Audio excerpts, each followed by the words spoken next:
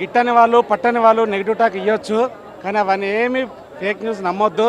Cinema మాత్రం 100% pure full మిల్స్లా ఉంది cinema. చాలా బాగుందండి సినిమా.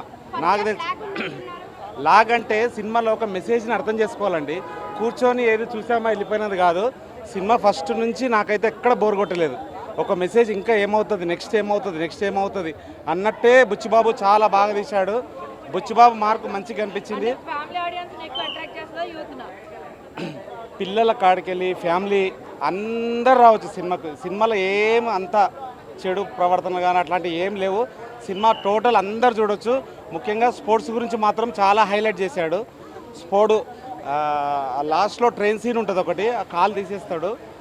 తన ఊరి కోసం ట్రైన్ అక్కడ ఆగదు కాబట్టి జగపతి బాబు సీన్ అక్కడ చాలా హైలైట్ ఉంది. జగపతి బాబు ముఖ్యంగా చెప్పుకోదగ్గ జగపతి బాబు పాత్ర చాలా హైలైట్ ఇందులో. శ్రీదేవి చిరంజీవి కాంబినేషన్ లా జాహ్నవి రామ్ చరణ్ కాంబినేషన్ సెట్ అయిందన్నారు. అయినట్టు అనిపిస్తుందా? అసలు వర్కౌట్ అయిందా? వర్కౌట్ అయిందండి. ఎందుకు కాలేదు, చాలా మంచిగా వర్కౌట్ అయింది.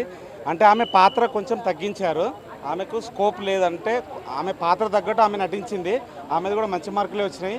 శ్రీదేవి అంత కాకపోయినా శ్రీదేవి అలా ఇప్పుడిప్పుడే చేస్తుంది కాబట్టి ఆమెకు రామ్ చరణ్కు మంచిగా ఇంకా ముందు కూడా వాళ్ళ కాంబినేషన్ రావచ్చని కోరుకుంటున్నాను.